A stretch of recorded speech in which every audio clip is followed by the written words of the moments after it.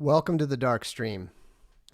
I'm Vox Day, and tonight we are discussing the third rule of Jordanetics: when you need a friend.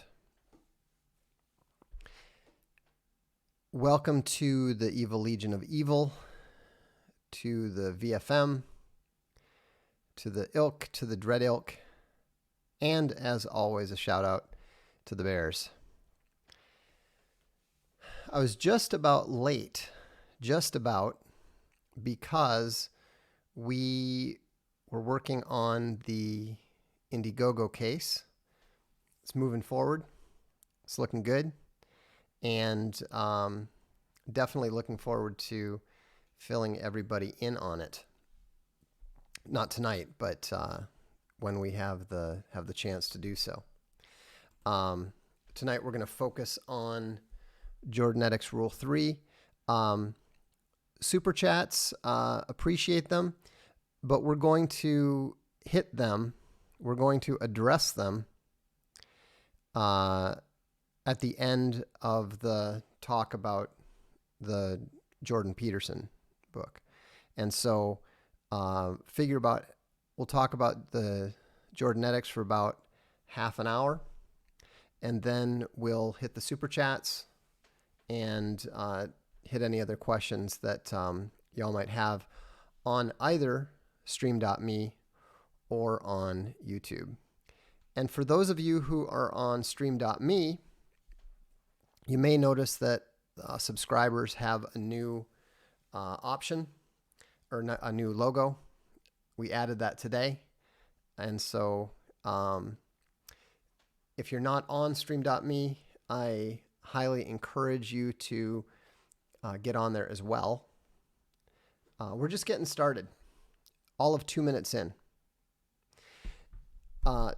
Haven't got a mic upgrade, still the same Shure mic, still waiting on the gain booster, so I'm trying to talk a little bit louder here. So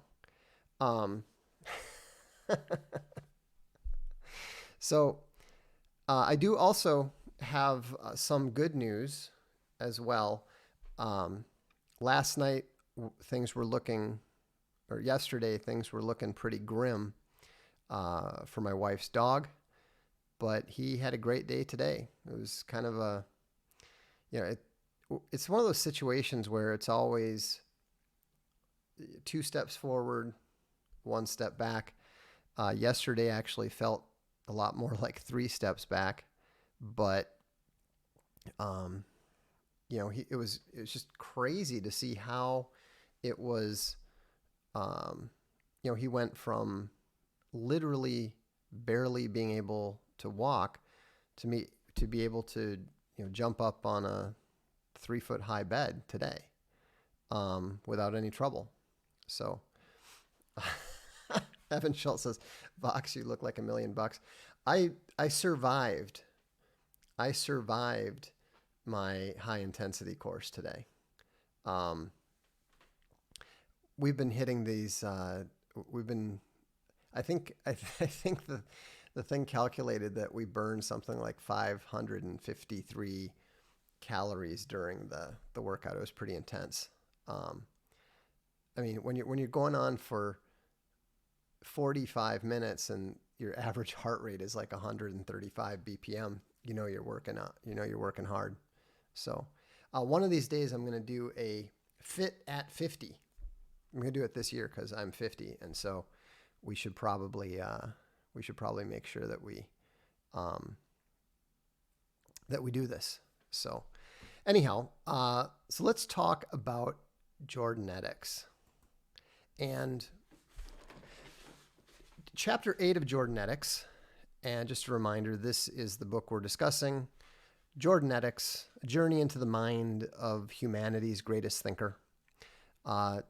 Audiobook's now available, print's available, you name it. And so, moderator, time to nuke Awo whatever. If you're on stream.me, nuke Awajawa if you're there. Anyhow, the the quote at the beginning of chapter 8, which directs and deals with rule number 3. When the structure of an institution has become corrupt, particularly according to its own principles, it is the act of a friend to criticize it. So what I did for Jordan Peterson is the act of a friend. I criticized his corruption according to his own principles. And so the third rule says make friends with people who want the best for you. But the thing is, when you read that chapter, the whole thing is filled with tragedy. The whole thing is filled with Peterson talking about his disastrous relationships with his friends. He talks about his longest standing friends, and the primary friend about whom he writes, is a friend named Chris. Chris was a very, very troubled soul. He grew up with them, and Peterson actually states that he believes that Chris had an insidious and profoundly anti-human spirit to the serious detriment of his mental health. Now, keep in mind, this is coming from Jordan Peterson, who has, let's say, his own serious issues. And so, but to Peterson, Chris represents an archetypical stand-in for all of humanity. If you remember from the previous discussions of Jordanetics, Peterson repeatedly uses himself as a stand-in for all humanity. And Chris also is a stand-in for all humanity. And Chris was plagued by guilt, absolutely plagued by guilt, to the extent that when he was attacked by Native American kids who were also at their school, Chris would not fight back because he didn't believe that self-defense was morally justifiable, and he felt guilty about the fact that his white ancestors had wrongfully stolen their land, and he was attempting to make penance for the wrongdoings of his ancestors by accepting the beatings. Now, as an American Indian myself, let me hasten to point out two things. Yes, the land was stolen. Yes, it was absolutely wrong. But that isn't the fault of anyone alive today. And we can still blame the current U.S. federal government for failing to live up to pretty much any of its treaties with the various sovereign American Indian tribes. But we can't blame people who had nothing to do with it. It's ridiculous. And so, interestingly enough, Chris was not the only one who refused to defend himself. Guess who else refused to defend himself? It was Peterson, because Jordan Peterson is not only a moral coward, he's also a physical coward. And so, when you look at this here, he actually talks about how Chris developed a hatred for his own masculinity and for masculine activities. Chris actually came to believe that getting an education, finding a job, getting romantically involved with a woman was part and parcel of the ruination of the planet, and it was therefore to be avoided. Like Peterson, he was fascinated with Buddhism, which helped him intellectually rationalize this ethical stance. And he talks about Peterson talks about Chris and specifically identifies him as someone who never adopted the middle way. You know, he did not rise out of the chaos. And what's interesting is there's this long section about how Chris moved with them.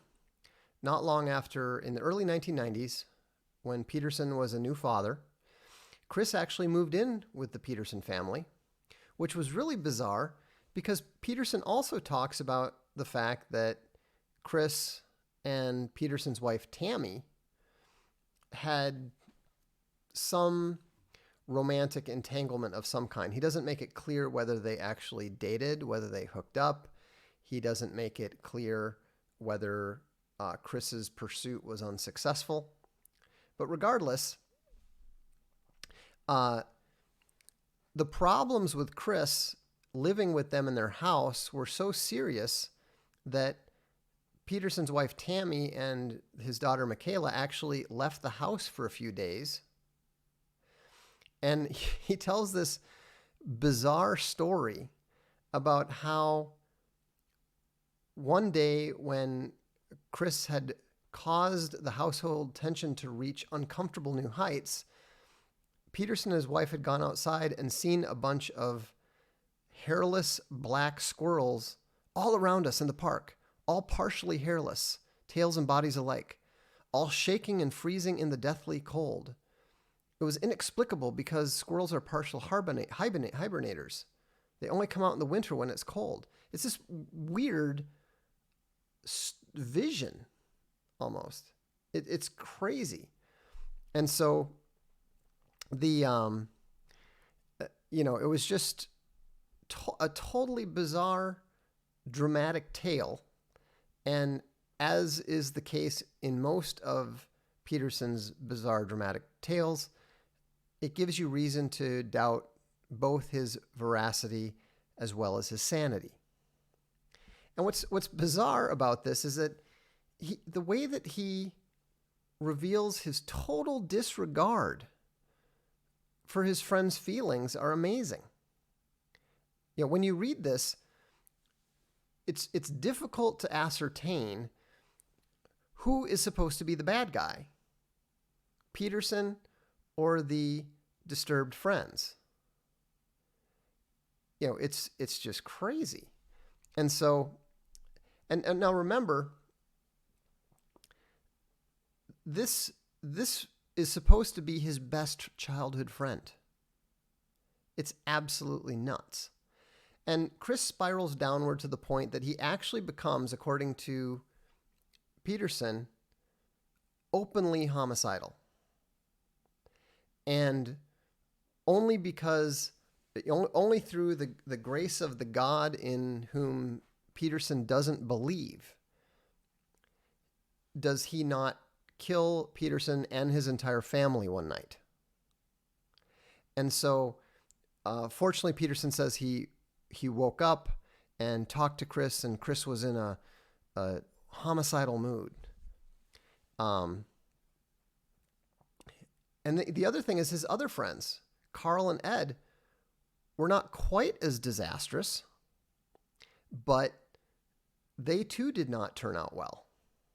He says, what was it that made Chris and Carl and Ed unable, or perhaps unwilling, to move or to change their friendships and improve the circumstances of their lives? And he goes on about how all of this leads to negative results and bad results. And so it's very clear that some of the shame that Peterson feels is the way that he blew off his friends. He did try to help Chris at one point.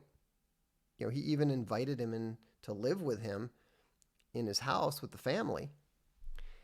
And yet he doesn't, in the end, he just turns away from him. And he has to actually point out, and none of this is a justification for abandoning those in real need to pursue your narrow, blind ambitions in case it has to be said.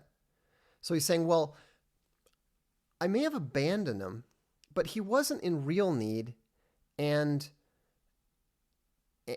I didn't get anything out of him. I didn't, my ambitions were not served by using my friend. Well, good for you. I mean, This is supposed to be one of the great psychologists out there. And not only does he completely abandon his friend, not only does he completely fail his friend, Chris ends up going and killing himself.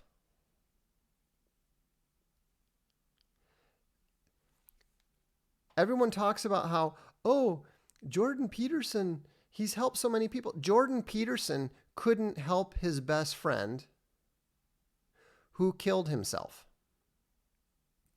I assure you, Jordan Peterson is not helping anyone. To the extent that he is providing a path to people, it is an evil one that leads at best to mediocrity. And so what he's really saying when he goes through this, it's a warning. Rule number 3 is a warning. You look at the nominal rule. The nominal rule is make friends with people who want the best for you. What he's really saying is make friends that are useful to you rather than friends that will get in your way. And worse, the warning he's giving are those who are walking the 12 rule path. And what he's warning you is that the dynamic groups that you attach yourself to are going to affect the course of your life. Your friends will affect who you become and what you become. And so it's important to attach yourself to a successful, goal-oriented group, and you need to avoid being tainted by a negative peer group. What he's emphasizing is that while it's beneficial to seek out membership in a group that has a positive orientation, it's also very important to avoid membership with a negative one, and at the same time, to keep yourself independent of the ideological identity with any group of people who can be identified by their beliefs. And so, he's a user.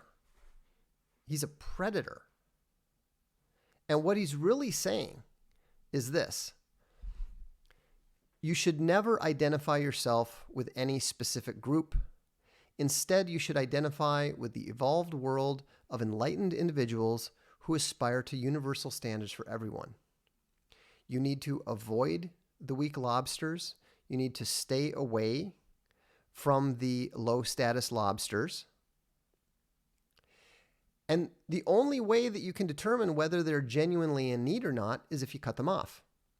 So you're supposed to abandon your friends in need. If somebody is strong enough to survive on their own, then you can be friends with them. Especially if they want the best for you. Whatever's the best for you. But if not, leave them to starve and die. Success is not for the weak. Rising in the status hierarchy is not for the weak. Dominance is not for the lowly. That which does not kill you not only makes you stronger, it makes you worthy of friendship. And if you look at who Jordan Peterson's friends are now, who are they? Does he even have any real friends? He spends all of his time running around with the power brokers of the world now. His friendship is with the world, not with his actual friends. I mean, this ethic is a callous Nietzschean ethic. It's very, very harsh, it's very, very cold, and it's very, very cruel. And so here's the paradox that he presents us with the third rule. In the middle of the pack, it's more important to exclude the wrong friends than it is to pick the right friends. So don't hesitate to cut yourself off from any friends who might prove embarrassing or who might hinder your advancement in any way. And so what this leads us all to is what I state is the third principle of Jordanetics, the true principles that Jordan Peterson is teaching, which is leave the wounded behind to die. They're not your problem. They're not your responsibility. They're not even worthy to be your friends. And needless to say, this is the exact opposite of the Christian ethic. The Christian ethic is love. And what is the greatest love? It's not, as Whitney Houston says, learning to love yourself. Greater love has no man than this, that he is willing to lay down his life for his friend. What Jordan Peterson is teaching in the 12 Rules for Life is antithetical to the Christian ideal. It is antithetical to the Christian ethic. It is, again, as we see, right out of the pit of hell. And so, that's what I stress that you need to understand when you're looking at Jordan Peterson's rules, is that what they say on the superficial level is not what his text is actually teaching. Dracomas has a very apt observation. I don't want Jordan Peterson with me in a foxhole. Jordan Peterson's philosophy is to stab you in the back if it's useful to him. It's to throw you out the vehicle if you get in his way. He would be the last person you would want to rob a bank with, because he would absolutely be the guy who would shoot his partners. And it's going to be really interesting to see how that ethic translates into his business arrangements with the business school that he's teamed up with this Patreon alternative that they're talking about. You can tell right now, just from that particular ethic, that his business arrangements are going to be nightmarish, because he's going to attempt to take advantage of his friends, partners, colleagues, etc. So let's have a look at the super chats here. I think we've got a couple, if I notice correctly. Gotta find. You'd think I would get this a little bit more organized. There we go. Oops, that's the regular ones here. Okay, here we go. So starting with the first ones here, D. Hernandez, probably short for that. Just wanted to say thank you. You're very welcome. I appreciate you tuning in, and thanks for supporting the Darkstream. The Dashing Rogue says he's a super chat regular. Thanks for the support. I cracked the whole Jordan B. Peterson code. He is playing Mad Libs, the consequence game, exquisite corpse game with the audience, and try to see what they want to see. I'm not sure what the consequence game or the exquisite corpse game is, but if you're saying that he is attempting to get out in front of the parade and say that he's leading it, I think that's absolutely true. I think that he's very much playing this game I call preemptive mirroring, where he's trying to convince his listeners and viewers that he agrees with them, whatever their opinion might be. And that's why he's always attempting to avoid being pinned down to anything specific. He wants to convey his own perceived authority on your pre-existing opinions. The Dashing Road also adds, squirrels are nuts. One of the things I actually miss in Europe is the squirrels all over the place. I like squirrels. Growing up in Minnesota, there were always tons of squirrels all over the place. We technically have them, but there's not too many around, which is too bad.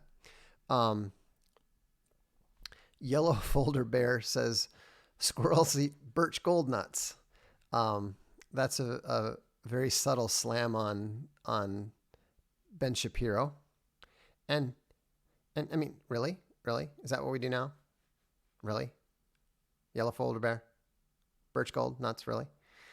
I don't do it as well as Owen does. It makes me laugh.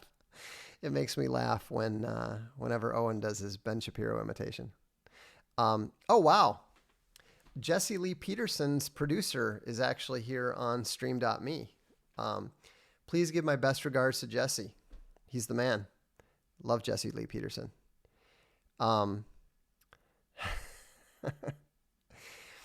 Chris Peterkin says, I heard Shapiro talking about the Judeo-Christian religion the other day. Ben Shapiro is such a liar. It's so ridiculous. It's astonishing to me that anyone still pays any attention to him. He lies about everything. Anaf Habib, another Super Chats regular, says, is Chris just the Hyde to Peterson's Jekyll? I think he is. The squirrel BS in particular makes me think this whole story is him talking about his alt. The gamma charlatan is quite of that anyway.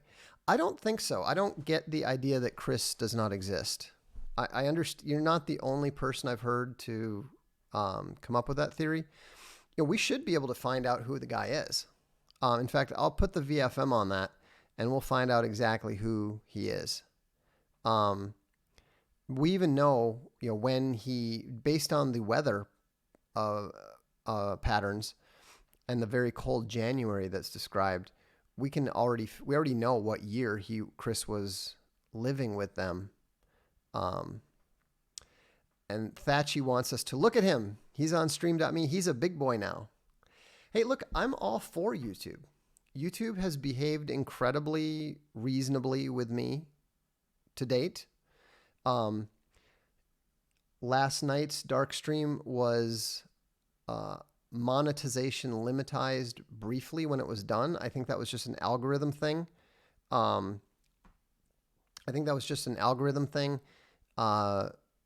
That popped up because the term SJWs was in the title, and it was back to normal by the time I got up today. So it's I don't have any complaint personally with YouTube. That doesn't mean that I trust them, and I'm always prepared for potential deplatformings until I get some sort of signed written contract guaranteeing that they're not going to interfere with what I'm doing. But you always have to be prepared, and that's why I encourage everybody who subscribes to the Darkstream on YouTube to also subscribe to it on stream.me. You're not going to miss anything. You can see everybody's seeing all this stuff. It's all good. The Dashing Rogue adds, Jordan sounds like Griffith from Berserk. Yeah, I mean, I actually think that's a little bit, that's fairly true. Daniel Paul says, at what point should one defriend somebody? I dumped 4 friends recently for being unrepentant drug addicts and chronically unemployed while also having kids. I am hoping for a prodigal son moment. Am I wrong? No, I think that is the right thing to do. I think that you have to make that decision yourself. I don't think that there is one right answer. I have drifted away from some friends, and I have intentionally chosen to have nothing to do with other people simply because I think that they are not good people, that they're negative influences and bad to be around. And so, the point that you should defriend them at is when you realize that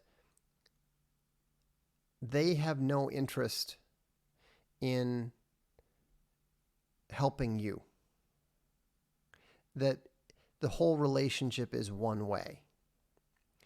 A good relationship is give and take. Loyalty is paramount.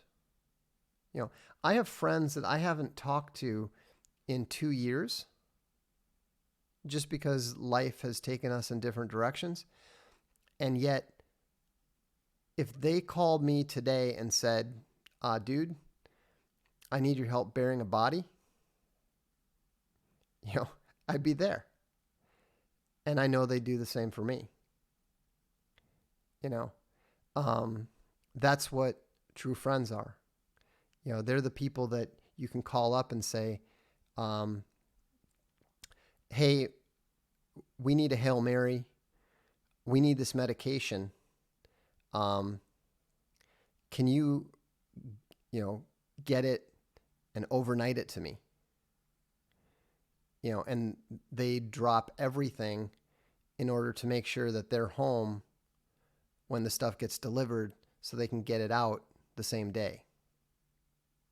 Okay, that's real friendship. If somebody's not willing to even lift a finger for you, they're not really your friend. They're just an acquaintance. A good friend always has your back. Matthew Holland says, Vox, I'm a technical writer for an engineering firm. I read the JBP influenced UN report filled with contradictions, meaningless adjectives, and rhetoric. Little data. Read it? Yes, I have. You're talking presumably about resilient planet, resilient people. It's the usual globalist gobbledygook. Peterson claims to have removed the ideology from it, and if he did, he still left a lot more of it. Wada asks, why would you help a murderer? Because if it's a close friend of mine, then I can be damn sure that it was justified. Kyle Babikian says, thank you for all you're doing, Vox. You're welcome. Thanks for tuning in, and thanks for supporting the stream. Is it possible to be a Christian if you can't stand your mother and dread spending any time with her? Yes, absolutely. I mean, if you want to play technical, you can say, well, Jesus said you have to hate your mother and father. Put him first. Now, I wouldn't recommend that approach. The thing that you need to do, what you owe your mother is you owe her respect and you owe her civility. So give her that. Be polite. Be respectful. And spend as little time with her as you can. That's what I would recommend. It's easy to get sucked into negative thoughts. It's easy to get sucked into negative responses. It's easy to get sucked into old behavioral patterns. That's where etiquette helps. Rely on it. Shrubbery salesman. What should I look for in a boxing gym, oh Strike Master Vox? Planning to buy Jordanetics soon, by the way. Thank you for what you elucidate on Jordan B. Peterson. You're very welcome. One thing to keep in mind is if you like to listen to audiobooks, if you buy the audiobook from archavencomics.com, from our store there, you get the free ebook with the audiobook. So that's actually a really good deal. What you should look for in a boxing gym is you should look for competitors, actual competitors who fight in real rings and real competitions, not just the Olympic style stuff, but the real thing. Look for guys who are actually fighting in competitions and who are actually training for actual ring fights. You don't want to go. There's probably not going to be very many women there at a good boxing gym. Um, you don't want to go to a place that emphasizes what a great workout it is. It is a great workout, but if you want to learn how to seriously box, then you need to get in the ring with serious boxers.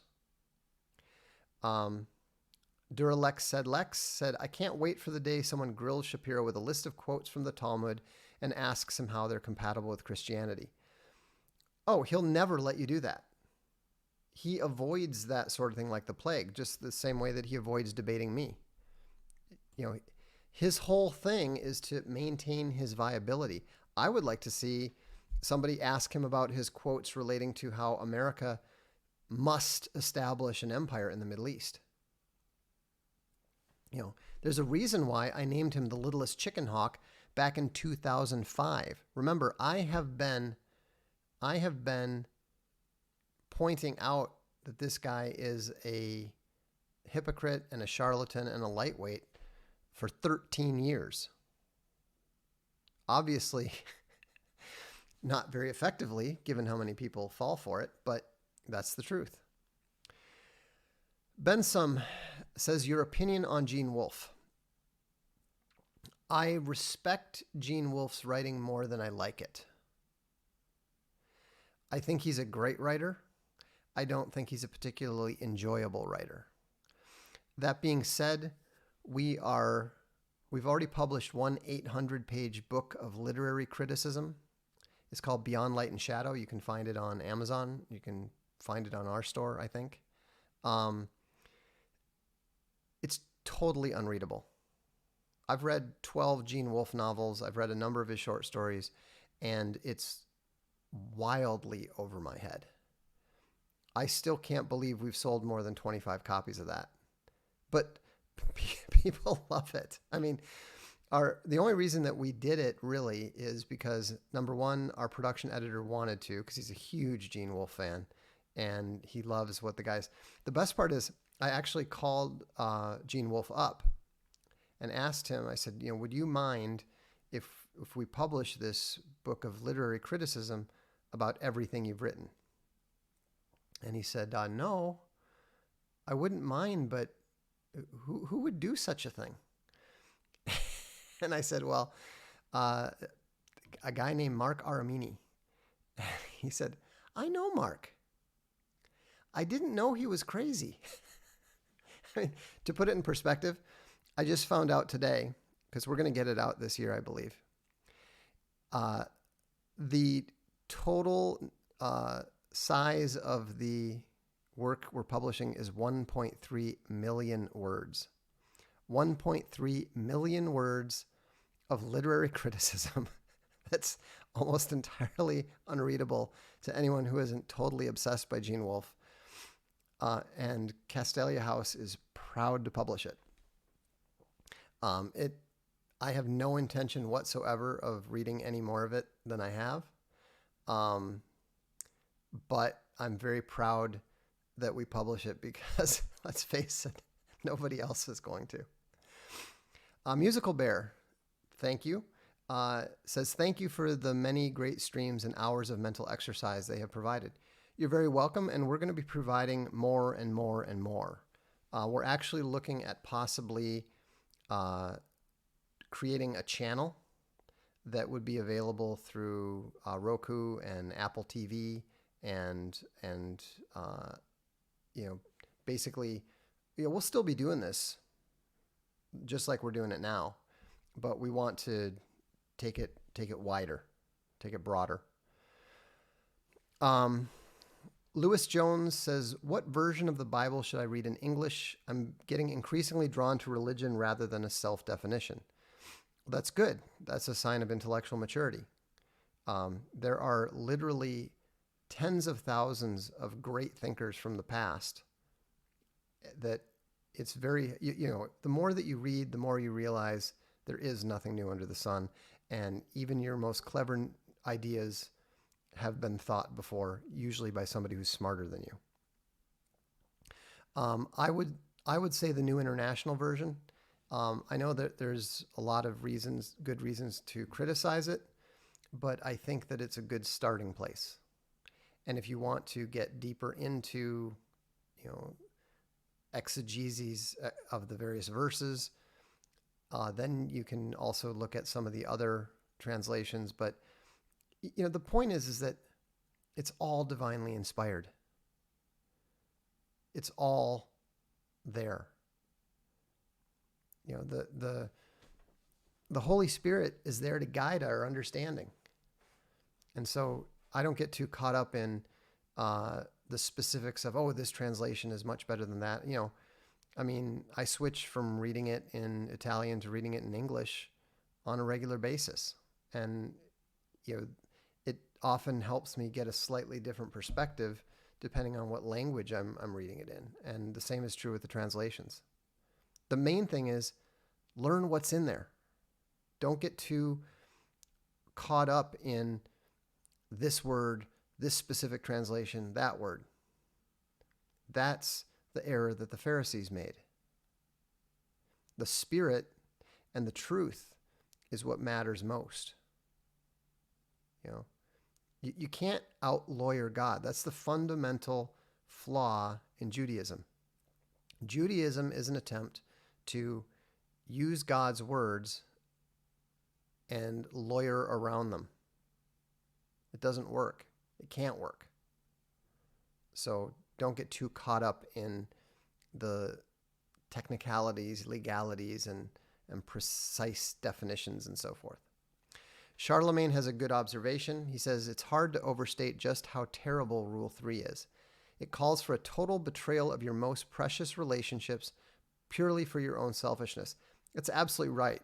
I wish I could have summed it up that precisely. We could have got the first part done in 10 minutes and spent more time on the questions.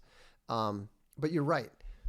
Rule 3 is absolutely terrible. It's abhorrent to anyone who truly values their friends. Duralex Sedlex said, I need your help. I can't tell you what it is. You can never ask me about it again later, and we're going to hurt some people. So whose car are we going to take? That sounds like a Saturday night about 20 years ago. Anyhow,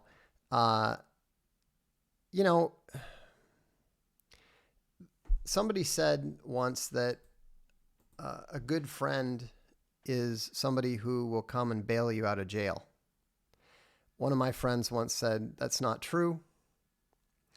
That's a friend will bail you out of jail. More likely a family member will bail you out of jail. But a real friend is sitting right next to you in jail going, okay, that didn't work out so well, but it was kind of awesome. So that's more my feeling. Lazy Sunday said, I actually did Rule 3 years ago. I was reading Crowley, very bad results. Well, it's not an accident. Aleister Crowley and Jordan Peterson are singing from the same hymn book, the same evil hymn book. This is where Puppy says, have you guys noticed the lack of trolls lately? I've seen speculation that they are government trolls and the shutdown means they aren't getting paid. Maybe. I think more that people are getting better about moderating.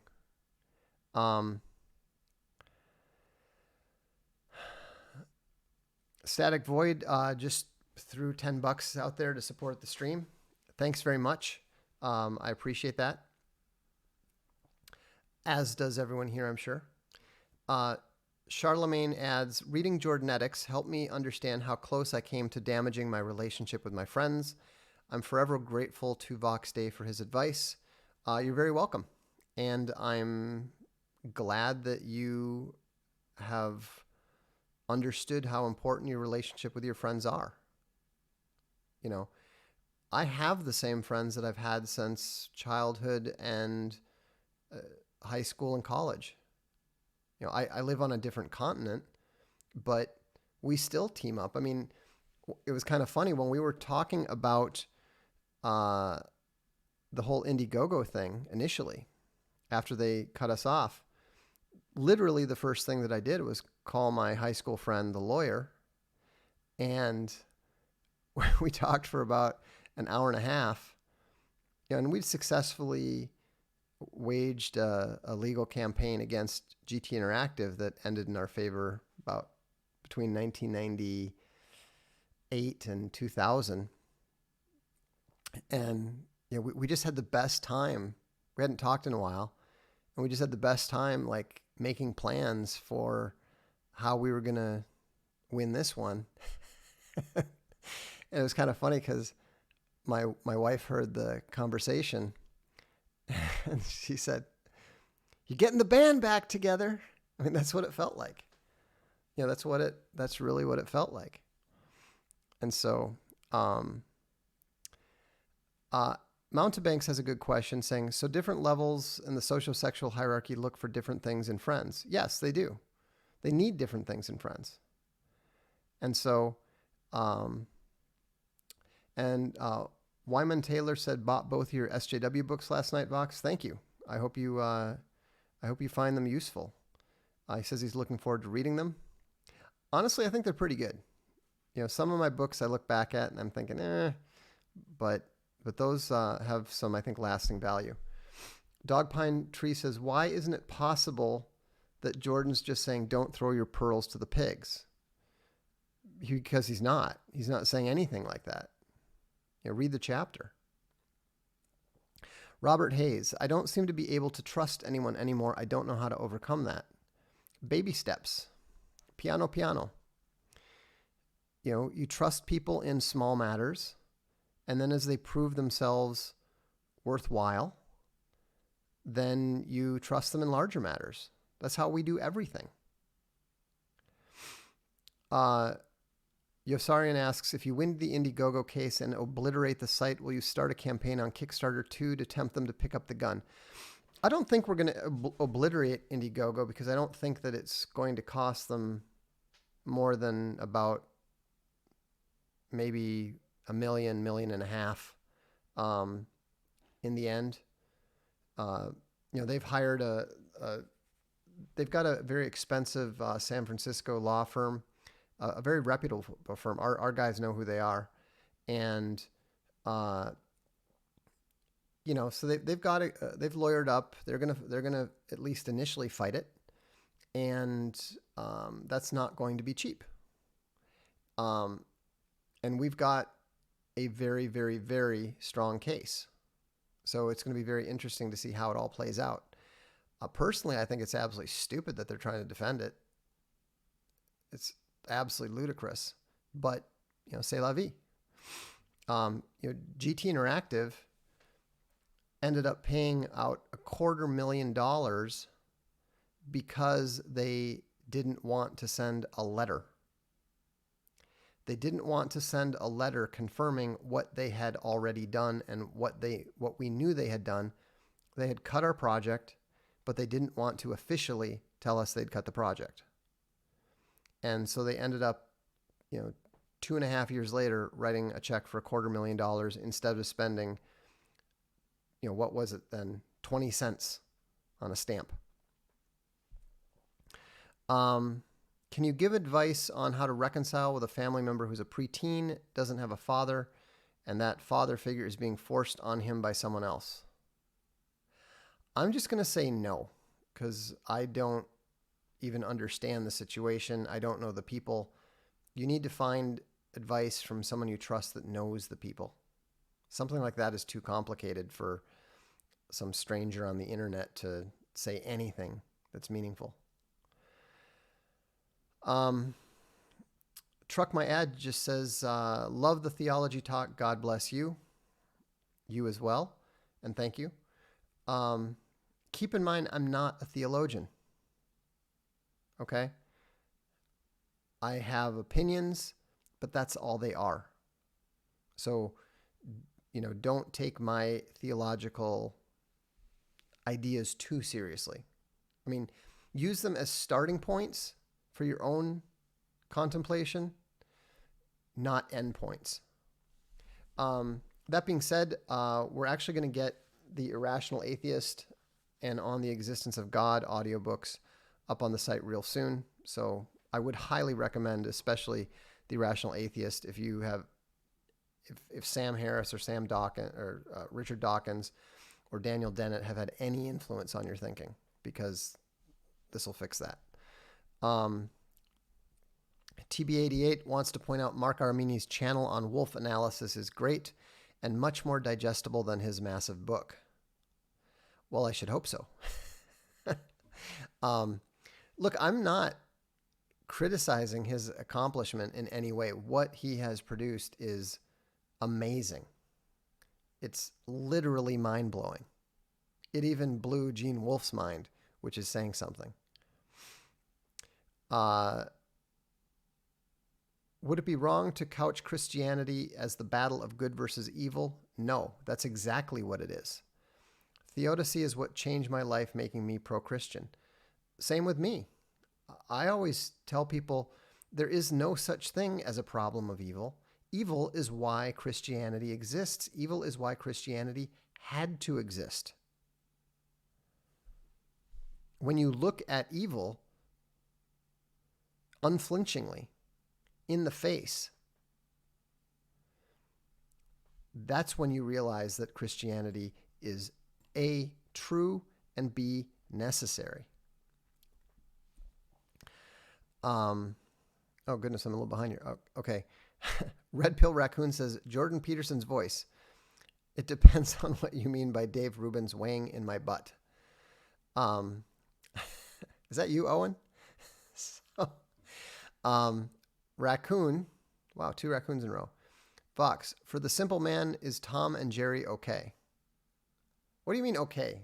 Tom and Jerry's great. I love Tom and Jerry. I used to watch it all the time when I come home from school.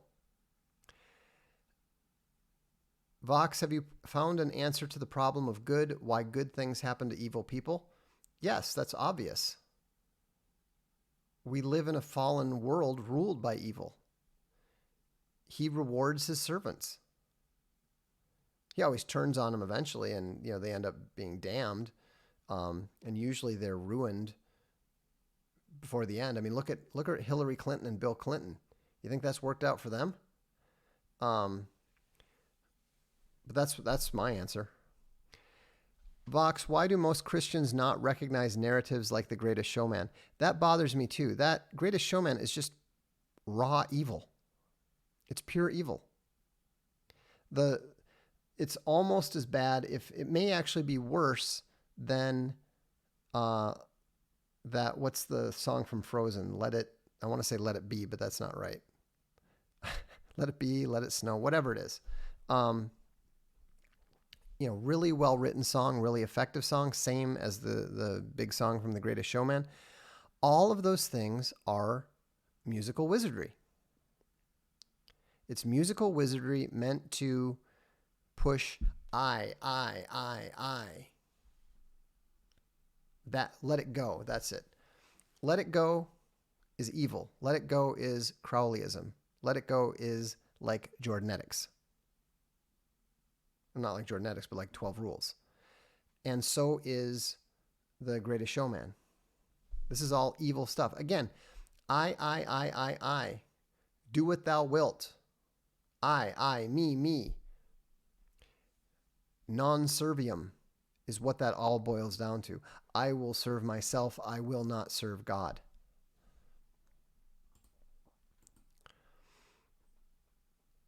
Oh, I didn't really answer the question. Why do they not? Because they don't have spiritual discernment. Truck My Ad says, my bro is a fan of Owen and talks about you now. That's cool. Owen and I have a lot in common. And I have a lot of respect for him, and I like him. Granted, I will never, ever do manual labor of the sort that he likes to do, but I really respect that he does it. I'm not allowed to touch power tools. Seriously, I went out and bought a chainsaw, and my friends and blog readers very nearly staged an intervention. So I'm not exactly known for that being adept with that kind of stuff.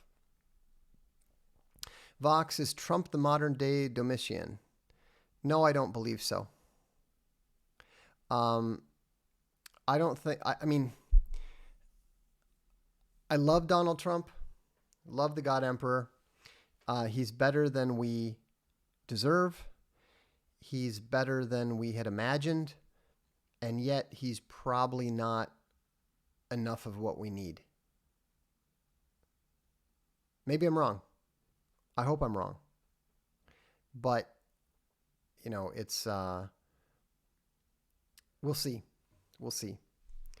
Yeah. And he's just not a tyrant.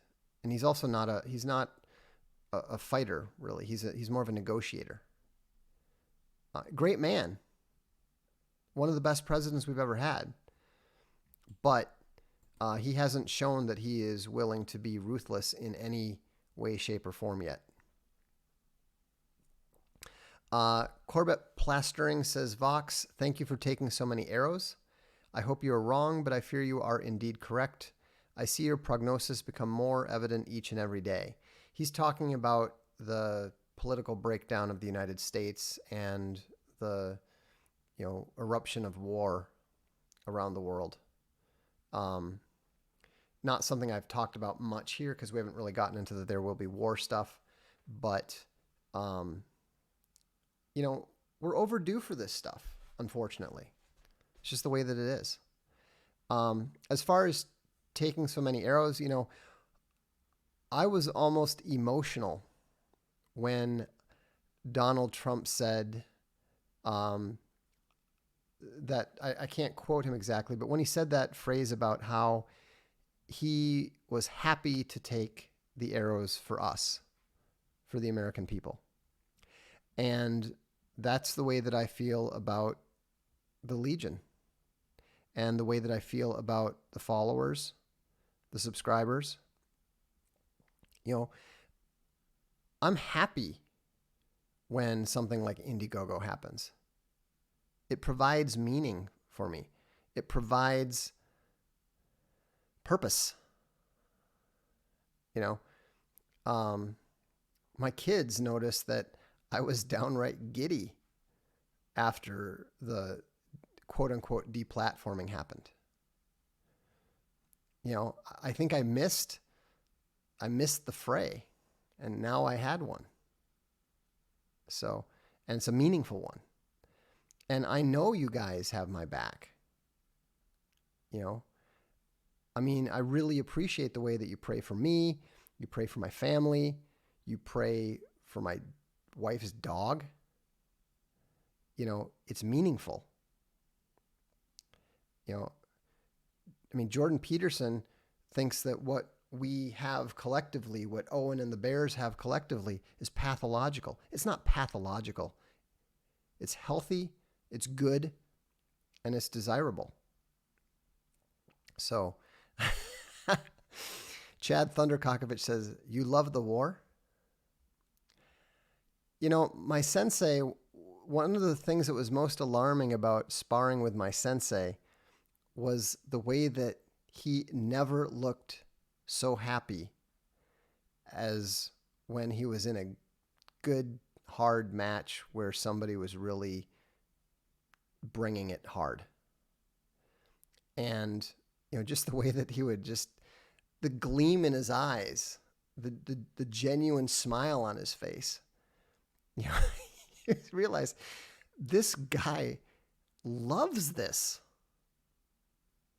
And I'm not quite that way about these, legal battles, because there is that initial like, oh my gosh, how do we really have to, really? Do we have to do this? Really?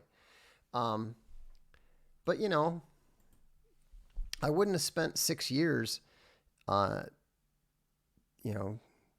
getting punched in the head and kicked in the gut, and vice versa, for 6 years if I didn't enjoy the fight. Winston Churchill said it is well that war is so terrible, otherwise men would love it too much. Static says, do you feel that being in Italy for as long as you have renders you somewhat distant from the pulse of American politics and culture? Yes, without question. But it also allows a more objective perspective at the same time.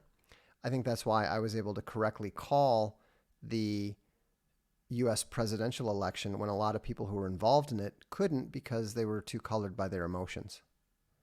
So, oh, I'm sorry, that was Robert E. Lee, not Winston Churchill.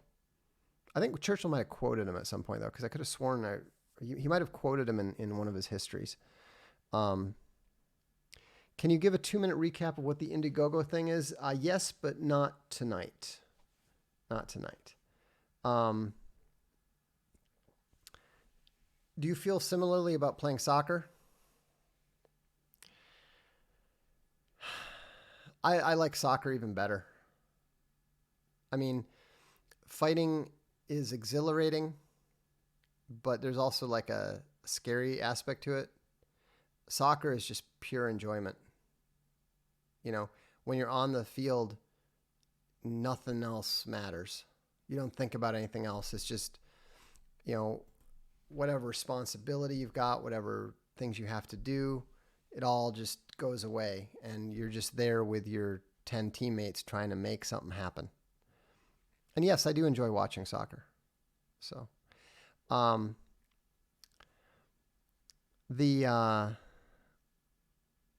Ronaldo or Messi depends what you want. If I could only have one player, I'd rather have Ronaldo. I think he's more useful. He's certainly proven more able to carry a team on his shoulders. So, all right, well, that's all we've got for tonight. Thank you so much for tuning in. Remember, Jordan Peterson is wrong. Do not leave your wounded behind. Be loyal to your friends. Stick by your friends. And stand by them to the bitter end.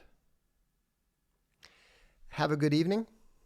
I'm Vox Day, and this is the Darkstream. See you next time.